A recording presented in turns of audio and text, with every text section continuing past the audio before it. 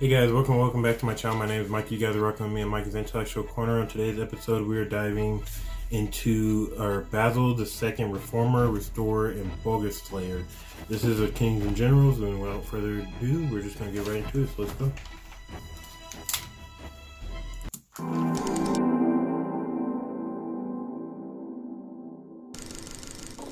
The history of the Byzantine Empire is often overshadowed by the Western Roman Empire.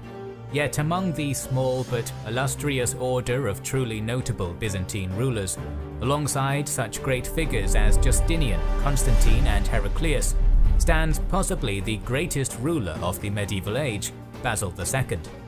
Welcome to our video on the eventful life and magnificent deeds of Basil II, how he came to the throne of Constantinople, how the empire was governed under his reign, and how this emperor eventually came to be known by the moniker for which he would be famous forever after, Bulgaroktonos, the Bulgarslayer.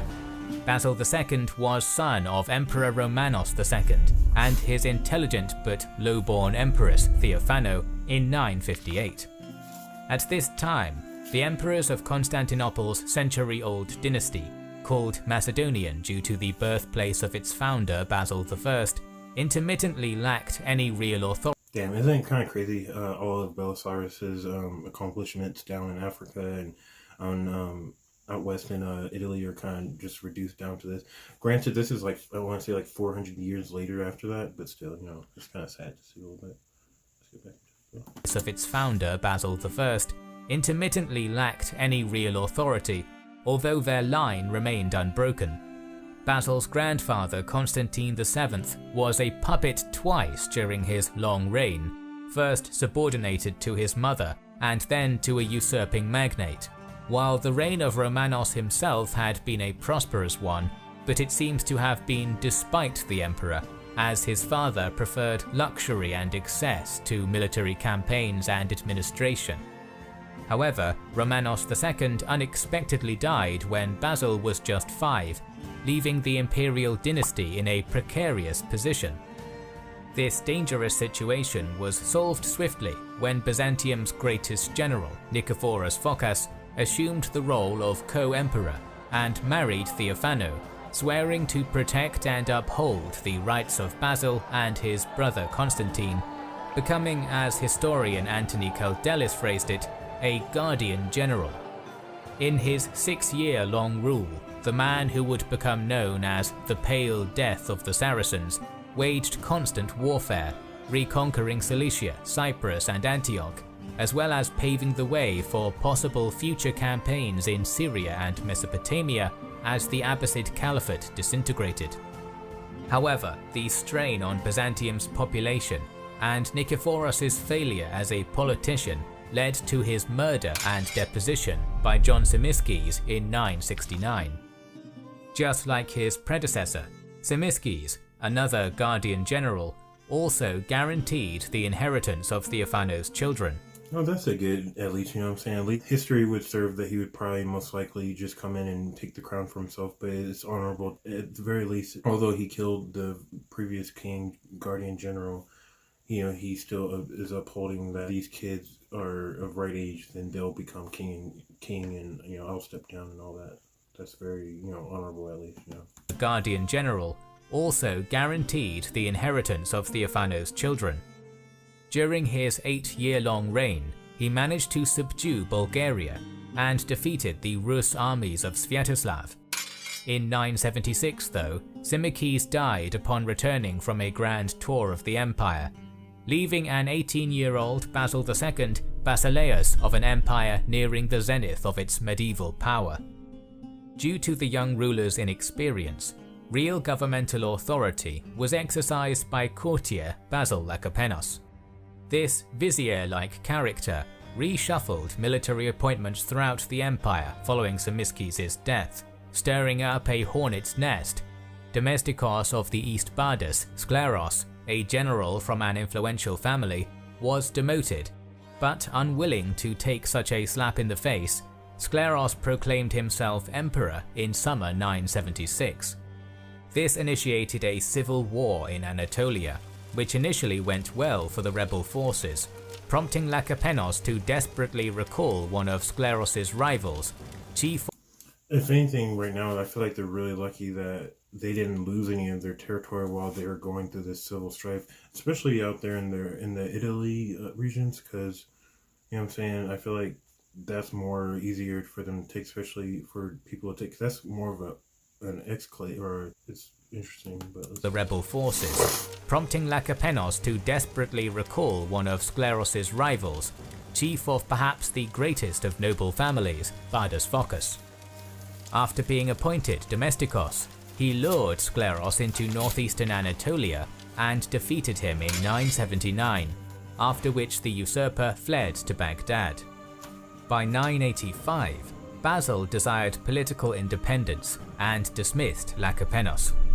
Then a year later, believing military accolades of his own would nullify Phocas's power, the emperor embarked on a campaign against the Bulgarian Empire, ruled by a member of the Komitopuli dynasty, Samuel, the first of his dynasty to do so. On his way home from the unsuccessful venture, however, Basil's army was ambushed and destroyed at Trajan's Gate, and he barely escaped alive. Once word of this catastrophe reverberated east, Skleros returned and revived his rebellion in 987. He was joined soon after by Phocas, who also claimed the throne for himself. The two made an alliance, but the latter quickly betrayed the former and had him jailed.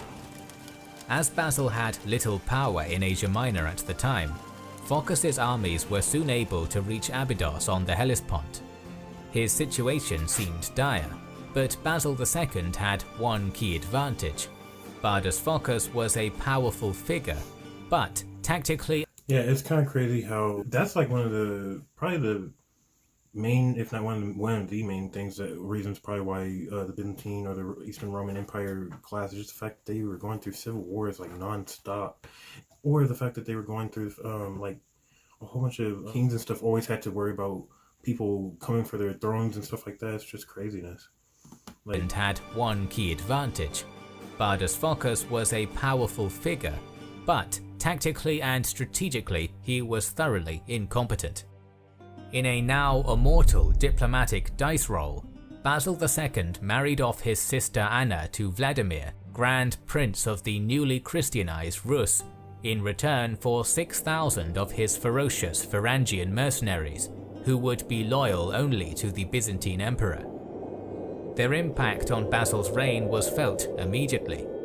With the exotic, lethal force of Northmen at his side, the emperor crossed the Hellespont and locked horns with one of Phocas's subordinates at Chrysopolis in late 988. The rebel army was destroyed, its leader captured and executed. Early in 989, Basil boldly marched to Abydos and confronted the arch-traitor Bardas Phocas, who was also defeated and killed. The emperor had Phocas's head paraded around the empire as a grisly threat, terrifying his remaining supporters into surrender and leaving Basil the undisputed master of the empire. In the immediate aftermath, Basil enacted policies designed to moderate the unruly aristocracy. The emperor's own rhetoric depicts his struggle with powerful nobles in this period as a pro-peasant crusade. Yeah, it sounds like he really just wanted to make sure that essentially he would stay in power and there wouldn't be an uprising or anything like that, because obviously the serf population, or the population at the time, was like, you know what I'm saying, it's the biggest of the country. It's always the biggest of any country. It's always, you know what I'm saying, so you always want to get in good with them, essentially, you know what I'm saying.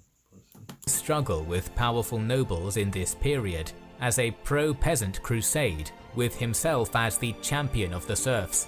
But it is more likely that the actual goal was to increase Basil's own power. Perhaps the strictest of these measures was the Allelengion, or mutual security tax, which required the empire's oligarchy to meet any financial shortfall for peasants who were too destitute to pay up themselves, and those who died in war. This brought Basil II great favour among the peasantry, but irritated the nobles. The emperor also refused to appoint another Domestikos of the East, the high military posting which frequently served as a stepping stone to the throne. Other political tactics included increasing the authority of imperial bureaucrats, confiscating property, and most importantly, keeping his loyal Varangian enforcers close by. Historical narratives generally focus on dramatic events, and so the notable scarcity of our sources for Basil's reign after the Skleros Phokos revolts indicate that his domestic program was working. According to Anthony Kaldelis, the darkness that envelops Constantinople probably means that for some 50 years there were few famines, unpopular appointments, vexatious taxes, or abuses by soldiers. When viewed like this, Basil II appears at first glance to be an early medieval equivalent of Antoninus Pius, a wise emperor whose policies mitigated the kind of chaos which chroniclers love to write about. The image of Basil as a pacifistic emperor is spoiled completely, however, when his frequent bloody frontier wars are taken into account, comprising some of the most famous conflicts in all Byzantine history. Unfortunately for us, the information we possess on Basil's military activity following the Magnate revolts is very poor. A general theme we can nevertheless observe is a rebalancing of the empire's martial focus from the eastern frontier, where the great Byzantine generals of the 10th century achieved considerable success against failing Muslim states, to Bulgaria. I mean, might as well too at this point, because it looks like they've already taken back some of, or most of Greece. And if they keep going, they'll be able to, and taking pretty much Albania, present-day Albania, they'll be able to have or control the entrance to the Adriatic Sea. So, you know what I'm saying? Might as well keep going and retake all that, but let's see. Byzantine generals of the 10th century achieved considerable success against failing Muslim states, to Bulgaria. Having learned tough lessons at Trajan's Gate and during his civil wars, Basil took the field again in 991 against the twin Bulgarian rulers Samuil and Roman, aiming to retake imperial lands which had been lost after the disasters of 986. This time, however, the Basileus focused on raising forces of quality rather than quantity. Only the best themed troops, an expanded Tagmata professional force, and of course the vaunted Varangians marched with him. For 4 consecutive years, Basil II methodically bulldozed his way around Macedonia and Thrace, capturing or destroying many Bulgarian citadels, defeating Samuil in battle, and even taking Tsar Roman prisoner.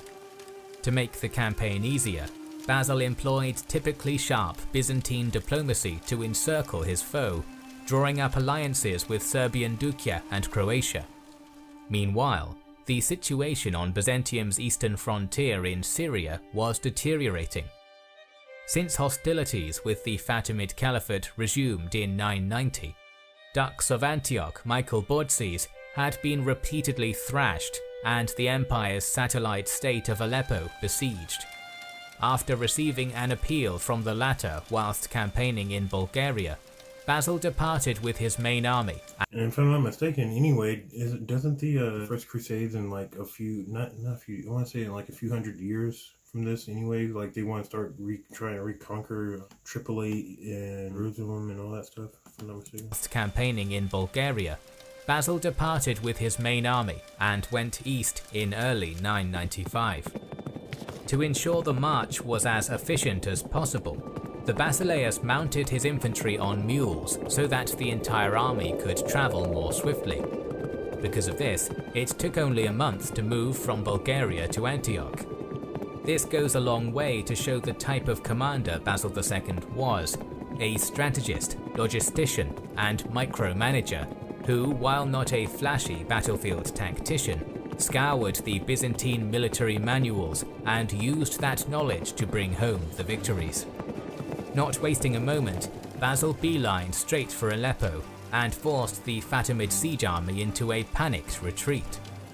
After then receiving the homage forgiving the debts of his Muslim clients, the emperor captured Apamea and several other cities in the region. At one point his forces were raided by local tribesmen, and Basil wasn't going to put up with it. Capturing 40 of them, he had the nomads' hands cut off and then released them. No more attacks are recorded.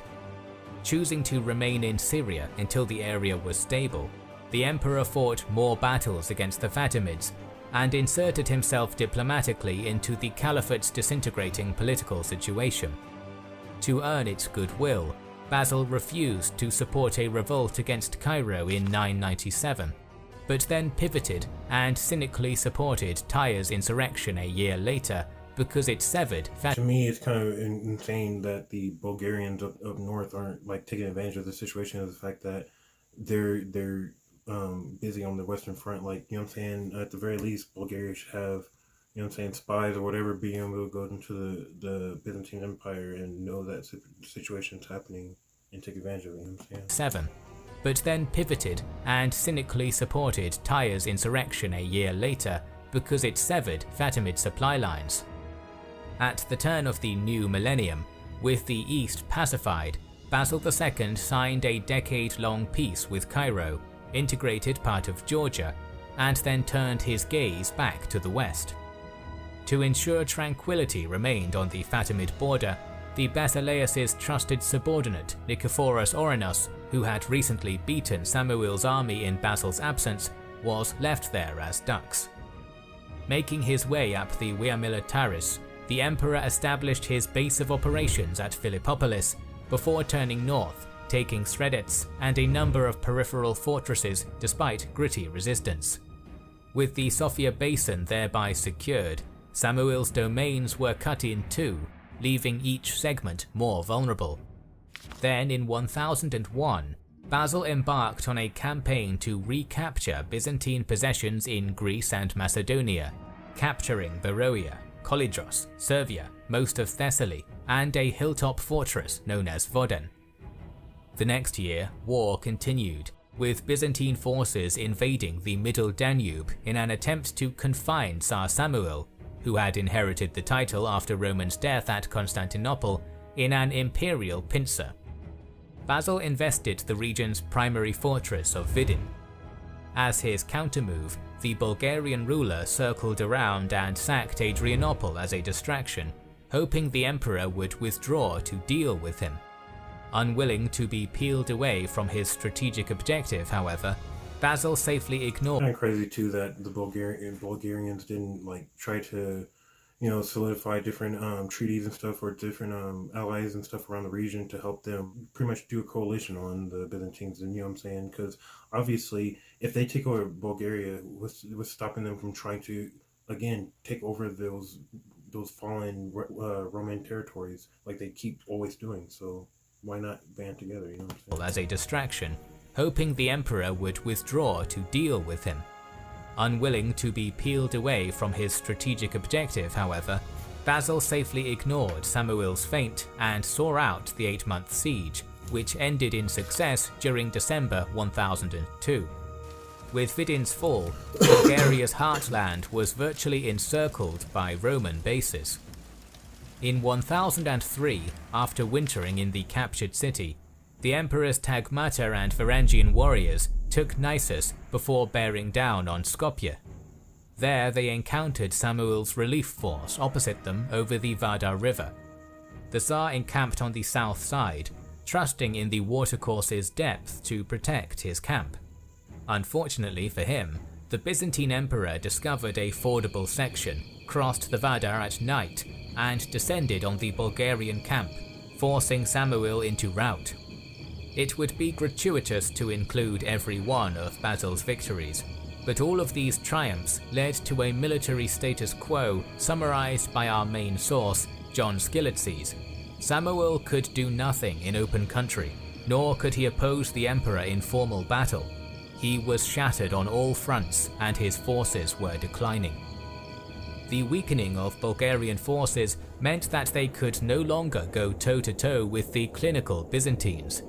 Nevertheless, Skilitzes tells us that the emperor continued to invade Bulgaria every year without interruption, laying waste to everything that came to hand. So it is inferred that Samuil either fought a guerrilla war of back-and-forth raids during the narratively dark years leading up to 1014, Why not just, you know what I'm saying, go up to him and tell him at that point, since you can't do anything about this anyway, we're annexing these lands, and you are now, you know what I'm saying, your people are now my subjects, and you know you're gonna spend the rest of your life in a dungeon or whatever. But why, you know what I'm saying, why keep going to war and wasting lives and resources and stuff? Like, Fought a guerrilla war of back and forth raids during the narratively dark years leading up to 1014, or concluded some kind of temporary peace. The conflict ramped up again in 1014 for reasons that are not entirely clear. In his acclaimed book on the wars between Byzantium and Bulgaria, Denis Hupchik hypothesizes that a peace agreement made in 1004 or 1005 simply expired, since Byzantine peace deals usually lasted for a decade as a matter of course. Alternatively, it may have been Basil II's tolerance for Samuil's constant irregular fighting that expired. Whatever the real cause may or may not have been, we do know that in 1014, Basil's main army, perhaps 23,000 strong, struck Bulgarian frontier positions in the lower Struma Valley northeast of Thessaloniki, one of the empire's great cities.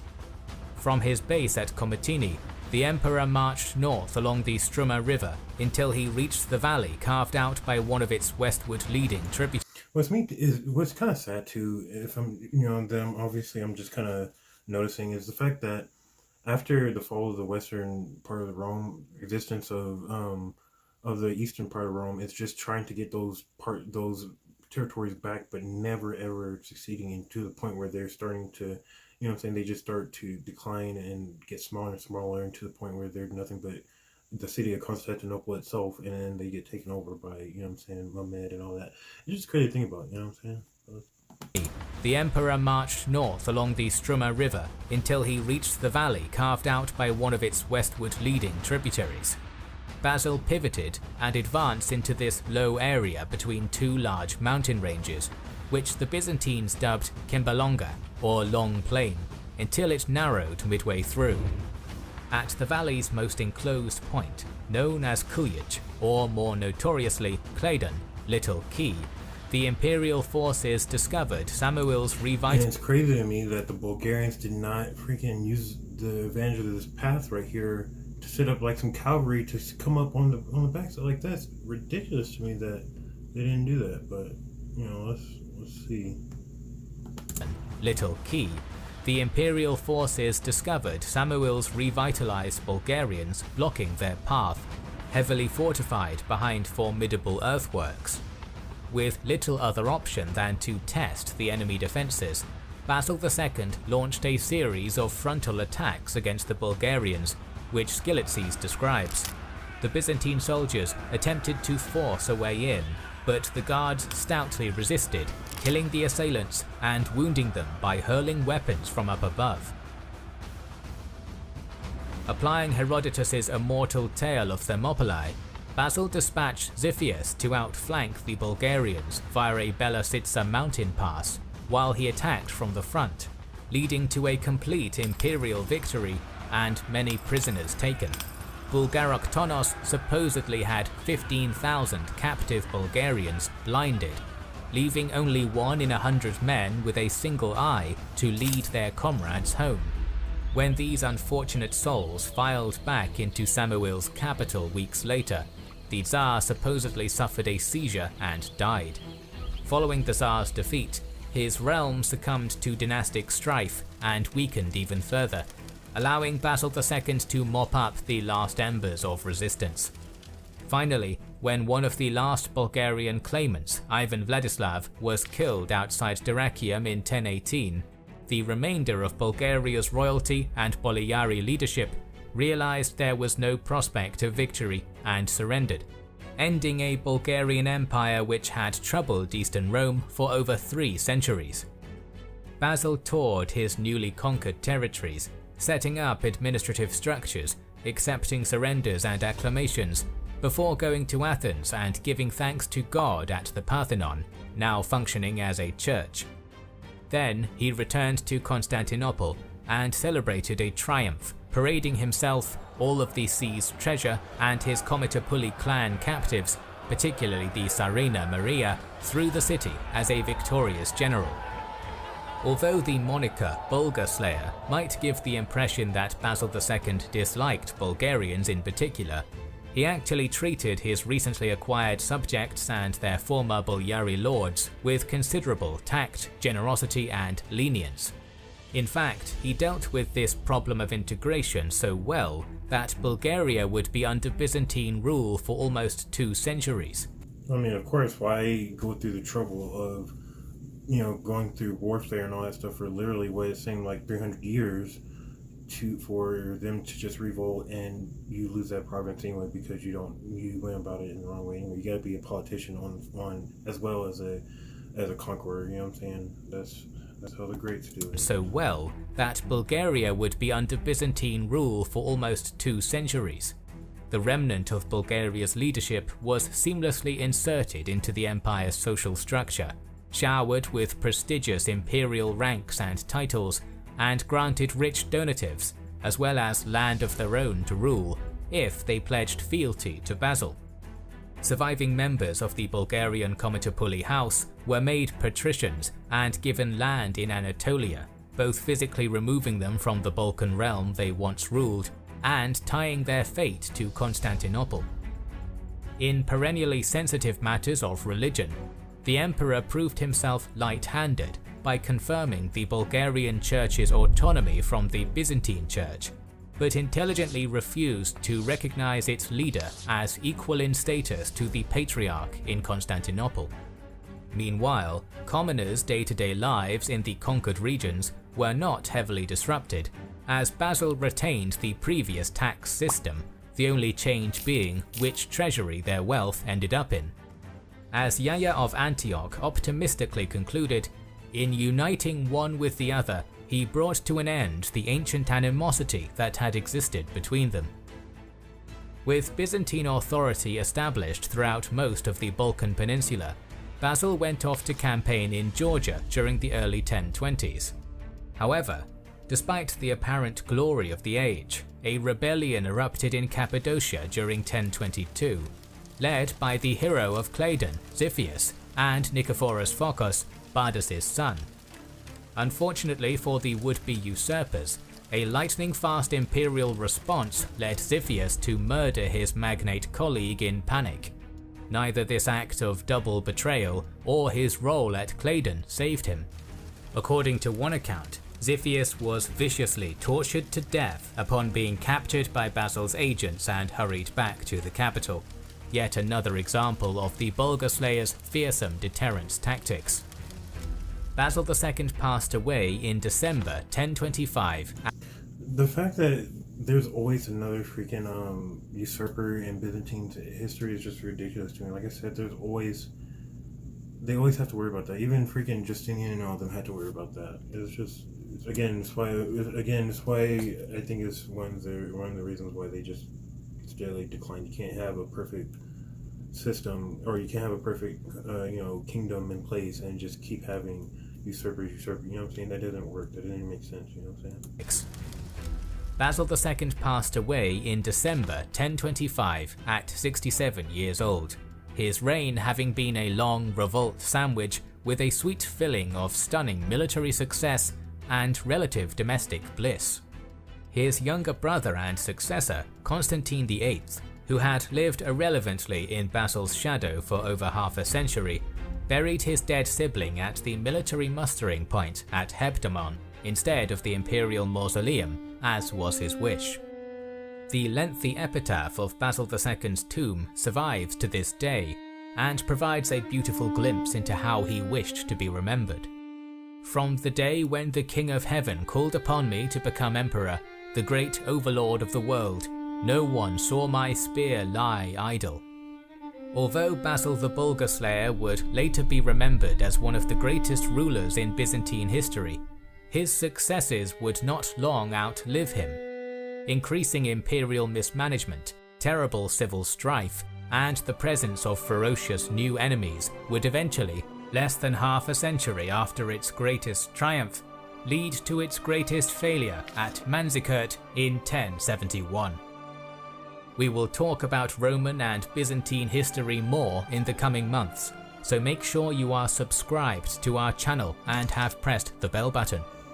We would like to... Alright guys, we'll go ahead and end it right there. So yeah, definitely, obviously we see why he's one of the greatest emperors of Byzantine history, because he's actually one of the few emperors who actually got out there with his men and actually earned that territory himself, you know what I'm saying? He didn't just send people out there like Justinian and all them, you know what I'm saying? But in any case, so thank you guys again for joining me on another episode of Mike's Intellectual Corner. If you guys liked the episode, please don't forget to like, comment, and subscribe.